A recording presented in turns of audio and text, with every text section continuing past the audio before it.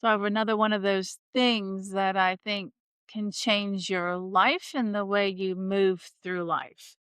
And it's this: what blocks you can build you.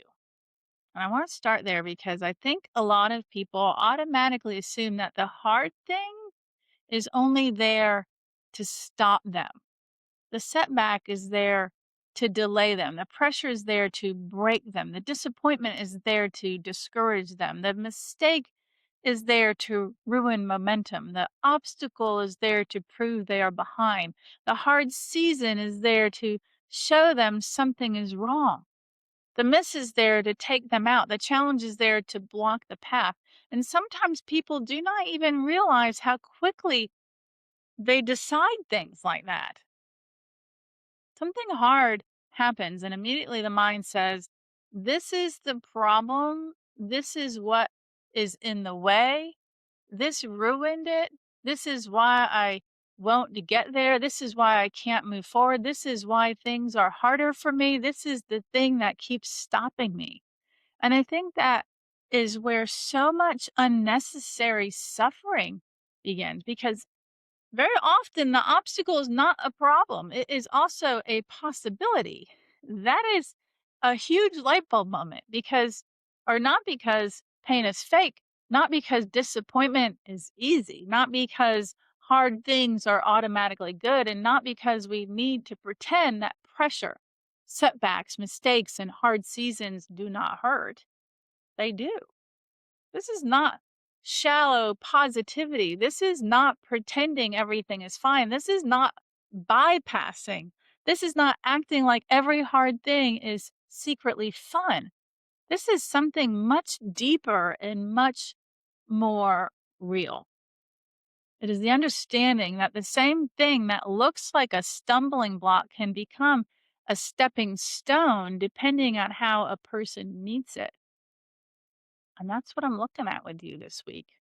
Because I think a lot of people are not only dealing with what happened, they're dealing with what they decided what happens means. They decided this means I'm blocked. This means I'm behind. This means I'm failing. This means the path is broken. This means I'm off track. This means I'm not capable. This means this always happens. This means I can't trust myself. This means I'm never going to get where I want to go. Once that meaning gets attached, the obstacle becomes heavier than it had to be.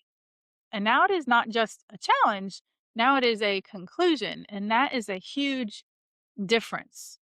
Because one thing I have seen over and over in life and healing and performance and relationships and business and sports and health and in the mental game is this: the obstacle itself is not always the thing that stops people.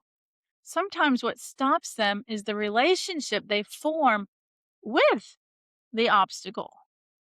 Do they collapse under it? Do they get better? Do they make it final? Do they decide it means something terrible? Do they start identifying with it? Do they let it become proof of defeat, or do they meet it differently? Do they learn from it? Do they use it? Do they get stronger through it? Do they become wiser in it? Do they let it sharpen something instead of only stopping something?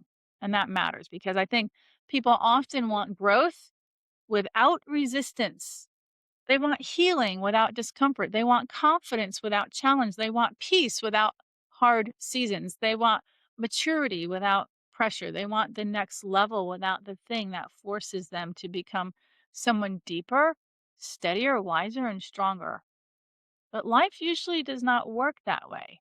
Very often, the thing that feels most frustrating is doing work in you. That does not mean it feels good. It means it may not be meaningless. And that is one of the most powerful mindset shifts a person can make. To stop asking only, why is this in my way? And start asking, what could this be building in me? That is such a different question. And it changes the whole relationship to adversity because now the hard thing is not automatically just a no. Now it becomes material. like material for patience, material for strength, material for resilience, material for humility, material for emotional recovery, material for better perspective, material for deeper trust, material for steadiness, material for maturity, material for alignment. And I think a lot of people miss that because they're so focused on removing the obstacle that they never ask what the obstacle is trying to teach or develop. And that is huge. This shows up in stress all the time. People hit a hard day, a conflict, a disappointing season. Something does not go the way they hoped, and immediately they decide peace is gone. They think, I'm off. I can't handle this. This is too much. This is why I'm overwhelmed. This ruined the whole week. Now I'm back at square one. But what if that hard day is not proof that you are failing? What if that hard day is the exact place where more steadiness gets built? What if that stressful moment is not only showing you your limit, but it is, what if it is showing you the exact place where new capacity can begin to grow? That is different, right? It shows up in performance too. An athlete misses. A shooter has a bad station. A golfer has a rough hole. A leader gets hit with pressure. A high achiever hits resistance. Someone makes a mistake in a moment that mattered to them. And instantly they think, that ruined it. That got in my head. That took me out. That's why I lost confidence. That's why the day went bad. That's why I'm slipping. Right? All those things. But sometimes the hard moment is not only there to expose weakness, sometimes it is there to build recovery. That is one of the most important things in the mental game. Not just how you do when something and everything is flowing, but what happens after the miss, after the frustration, after the mistake, after the setback, after the rough patch, after the thing that did not go your way, because that is often where maturity is built. And if a person never learns how to use hard moments, then hard moments keep owning them. But if they do learn how to use them, then the exact thing that once tripped them starts building them. And that is so powerful. It shows up in health and wellness too. People hit a plateau, a craving pattern, a hard week, an emotional slip, a stretch where the body does not respond how they want. And instantly they think, I'm failing. I'm off track. This always happens. I can't stay consistent. This is why I never get there. But what if that exact moment is not only a setback? What if it is feedback? What if it is showing where the emotional pattern is, where the trigger is, where the weakness in your system is, what still needs support, what still needs honesty, what still needs strengthening. And that changes everything because then the hard moment is not wasted. Now it becomes part of the build. That is why I think this week is so strong because it gives people a way to honor the difficulty without worshiping it. And that matters because some people either deny the hard thing or get swallowed by it, and neither one is helpful. The deeper path is see it honestly, feel it honestly, but do not make it it final too quickly. Do not decide too fast that it only came to stop you. That is where consciousness matters because the same obstacle can create very different outcomes in different people. Right? One person gets bitter, another gets deeper. One person gets tripped, another gets trained. One person turns the setback into identity, another turns the setback into information. One person makes the block final, another uses the block as structure. That is a profound truth. And I think it matters spiritually too, because we are not just talking about being mentally tough. We are talking about how a person relates to life itself. Do they believe the hard thing means they are abandoned, blocked, doomed, behind, or off path? Or can they become willing to believe that even here, in the hard thing, there may still be building happening?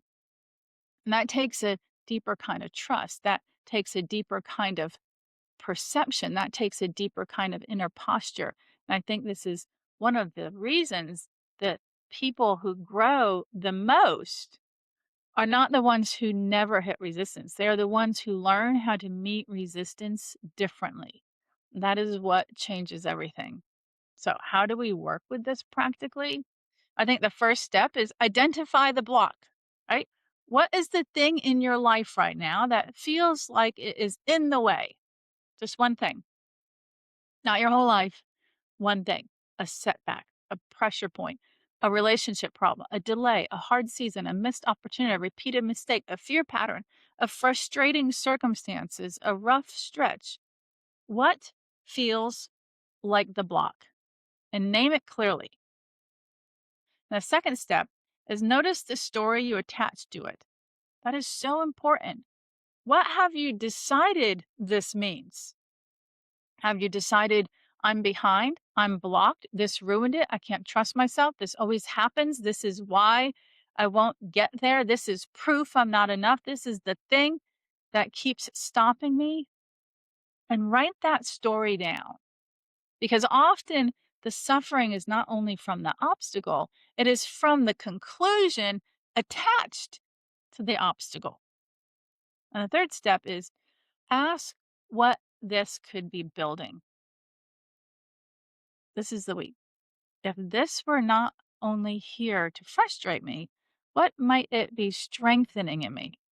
Patience, resilience, recovery, discipline, perspective, trust, emotional steadiness, boundaries, endurance, maturity. That is a powerful shift because now the obstacle is not only in the way, now it becomes part of the work. And the fourth step is notice your pattern response when blocked. So, do you collapse, spiral, get angry, get dramatic, shut down, quit emotionally, self attack, force, rush, panic, make it mean too much? Because sometimes the obstacle is not the deepest issue. Sometimes the real issue is your habitual response to the obstacle. And if that is true, that is very good news because response patterns can be retrained. And the fifth step is choose one stronger response this week. Just one. Like pause instead of panic, reset instead of ruminate, learn instead of label, breathe instead of brace, adjust instead of attack, stay present instead of making it final. One stronger response. That is where the stepping stone gets built, not in theory, in use. And the sixth step, use a grounding phrase. Something simple, something like, this does not have to stop me. The obstacle is not the whole story. This may be building more than I can see right now. What blocks me can build me.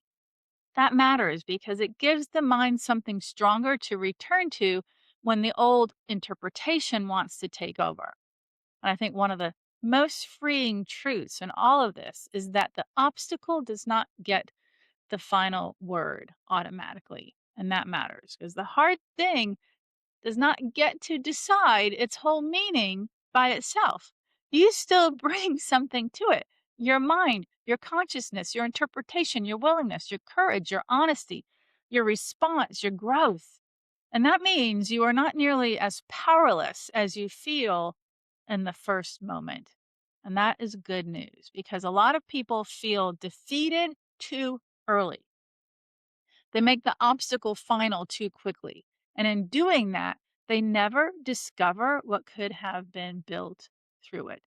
So if I were to leave you with one thing today, it would be this.